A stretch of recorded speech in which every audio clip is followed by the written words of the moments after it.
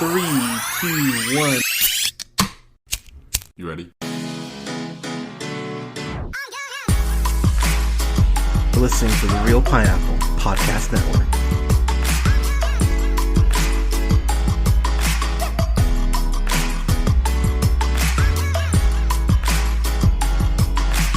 Good evening, everybody. Thank you so much for listening. This is the Real Pineapple. This is your humble host, Hunter, here. So, while I am very upset that Tom Brady won another Super Bowl, at least he didn't cheat this time. But while that is a very sad fact that I'm going to have to deal with till next football season, the good news is we got a new trailer for the Falcon and Winter Soldier. Really our first official trailer. The teaser we got was a first look, as Marvel called it. It's only 2 minutes long, 1:59 to be exact, but there's a surprising amount to break down. So let's go through the trailer here, just piece by piece. So I was looking as I turn on the trailer. It opens with Bucky and Sam in a room, going ahead and being interrogated, and so I will be the first to admit I was looking for any logos, markings, anything, and it doesn't look. There's nothing. There's nothing on the door or anything. So I wonder, because we know Sword is in play, because of WandaVision, and that's not a spoiler because they confirmed that at the end of Far From Home. So shut up. But we do know that S.H.I.E.L.D. is out there somewhere. When they're introduced back into the fold, time will tell. But are they working for S.H.I.E.L.D. or an off-branch of S.H.I.E.L.D. that's not Sword, just because the plane isn't marked in any way? You notice that Falcon and Bucky, when they're on that plane, the guy with them is military. So I'm curious, like, who they could possibly be working for. But we see Sam jump out of the plane, which is an incredibly awesome shot. Here's something that I believe I mentioned in the first look. At the 27-second mark, is that Madripoor? I feel like it is, because if now to nerd out here, because again, why else would you listening? Madripoor, that has connections to the X-Men. And I don't know, considering Fox, 20th century is now Disney. We know the X-Men are coming at some point. Is this our introduction, like, fully into it? If you don't know, it's actually broken up. The city itself, it's an island actually, and it's divided into two sections: High Town and Low Town, and Beaufort. So it's a little Elysium-ish. Hightown basically is a tax haven used by criminal organizations and terrorists, which I will say, considering we're getting a Hawkeye show, and we know that he was doing his thing as Ronin before he joined back up with the Avengers, maybe Hawkeye was there. Just gonna throw that out there. I love, though, that this could be it. And the other thing is, too, there are ties to Wolverine there, in that city. So if they confirm and actually push forward with that, that is something that's going to be very, very important moving forward. So we see them walking throughout the town, and then we see Zemo, and I am so happy. One of my favorite things they did at the end of Civil War is not kill Zemo, because I really was sitting there going, oh God, you're going to kill him off like Strucker, aren't you? Which is one of my few complaints about the MCU. Luckily they didn't, because Daniel Bruhl is an incredible fucking actor, and you see him out in front of the statue there, commemorating the attack in Age of Ultron. That was his driving force in Civil War. I had to look this up because I obviously can't translate Serbian, but as we know, that's the MCU stand-in for Sokovian, but it reads a sign in memory of, which clearly he is not over, having his family taken from him because the Avengers couldn't beat the robot in time. So the shot I've been waiting for, and I love that they're not showing him in it until the show. The shot at the 35-second mark, you see clear as day. He is gonna be comic actor Zemo. He has not worn the purple mask yet, but we see him putting it on, and I love the fact he says that this world can't have superheroes. My mission's not finished. So, hell yeah, we get more of him interacting with Mackie and Sebastian Stan. I am all about that. The thing that I think some people, I mean, if you know the canon, like you might be dumb about this, but Flag Smasher is leading this terrorist group. Um, that's been confirmed by by some merchandise. But Flag Smasher in the comics typically is portrayed as a terrorist who's just completely opposed to nationalism, who goes ahead and launches several attacks on what in the comics I remember them calling symbols of world separatism. So go figure, Captain America, not a big fan. In the comic, Flag Smasher is a guy, but have to point out that in Ant Man and the Wasp, Ghost is typically a guy in the comics as well, and it's so well. I thought that the gender swap worked really well for it, and still showed Ghost as an incredibly terrifying villain at points. So I have no issue with them making the gender swap here with Flag Smasher.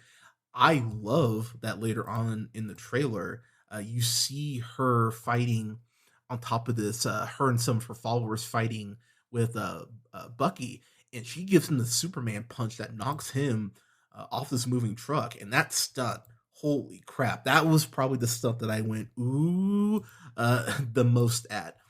The shot, or one of the sadder shots for me, the 46-second mark. So something that you kind of have to think about at the end of Endgame. Obviously, it's pretty clear they don't tell the world, because Far From Home shows us that looks like he's in the in memoriam section that opens up Far From Home.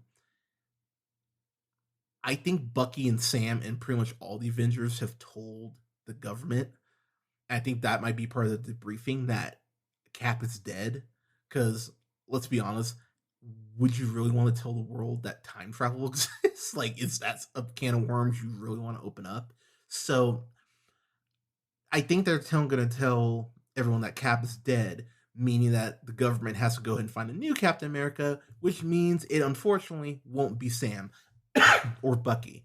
And that shot, the 46-second mark, 46-second mark of him looking at the shield, just fucking downtrodden, feels like that's when we're gonna get U.S. Agent.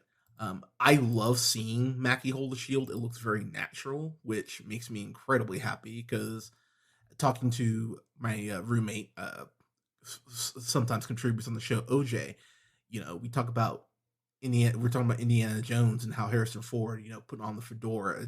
It's a great look for him. He looks like a badass. You need to look like a badass holding that shield, and Mackie feels like he's ready for it. I hope, and pray that the movie does end, or the show ends with him fully taking over the Cap mantle. At the 1 minute mark, time for fucking celebration, because the one gripe, really the one complaint I have, and I even brought up in our review, same thing with Civil War, one of my few gripes, is that Emily Van Camp, who plays Sharon Carter, aka Agent 13 in the comics, who, look it up, guys and gals, she's a badass in the comics. They really don't show how badass she can be outside of that one scene she gets in Winter Soldier, where everyone's got guns drawn on each other, and then when her and Natasha team up to try to take down a reprogrammed or rebooted Winter Soldier. She looks like a badass here. She looks way closer to the Agent 13 that I'm familiar with. You see the fight scene that she has, where she like throws his pipe at this guy, knocks his ass down, and then hits a running knee lift on this other guy. She looks like she's going to be a major force in this show, which, again, I hope she really is. Apparently, we're going to learn about what happened between Civil War and now. As far as filling in some gaps for her, maybe we get maybe we get an episode that just kind of showcases what she's been up to, which I would not mind at all.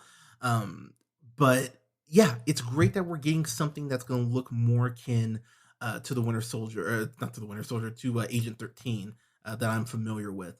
At the 110 mark, I just have to be honest, it bothers me. Like they just have this black guy front and center looking like basically look like, hey, Captain America, sir, and you like, like it's a real, like, it irks me. It really irks me that he's so happy, just high five. It's like, I get it, but just because what I know of the U.S. agent, that shot bugs me. And again, it's no fault of the show, but I love this shot because the government is clearly going all out to let everyone know, hey, this is our guy, this is our new Cap, or this is America's new Cap, and again, I won't spoil, but I'm sure everyone can guess that U.S. agent ends up not being a good person. Go figure. So I hope they follow that part of the comic run, because when that flip, that turn does happen, it's good.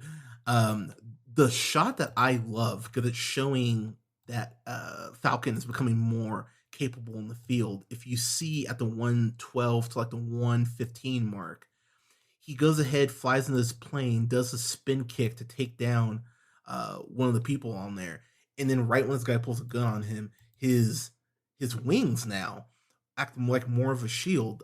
He did that in Civil War, but the plating looks a lot heavier. So I'm wondering if, even though Stark is gone, if Pepper is maybe funding Stark Tech, because I believe in the first trailer, the suitcase that he has had the Stark logo on it. So I believe he's gonna be.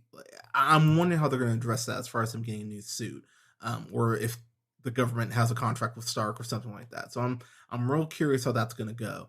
But then the trailer itself ends with a staring contest between between Wilson and Barnes, and I'll say, because I saw the comment on this video, and I think it's a very hilariously accurate comparison.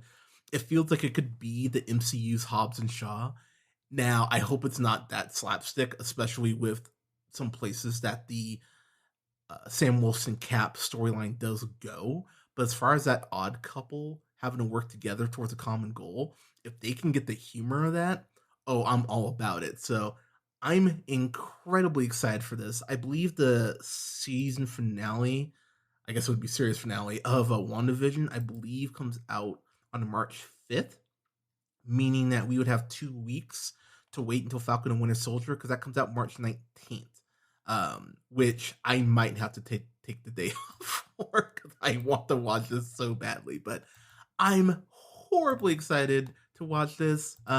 Cannot wait to get more peeks at it. I'm sure we'll get maybe one more trailer before we get to the premiere date. But everyone, Falcon and Winter Soldier, that Super Bowl trailer, our first official trailer. What did you think? Let us know in the comments below. You can follow yours truly on Twitter at jhunterrealpineapple. You can follow Scott on Twitter at Nearman the First. Don't forget to like, share, and subscribe wherever you listen to podcasts. SoundCloud and Apple and Google Podcasts, Podbean, Stitcher, and iHeartRadio, Spotify, Amazon Music, and TuneUp, to name some places, at The Real Pineapple. And don't forget to like our pages at Facebook.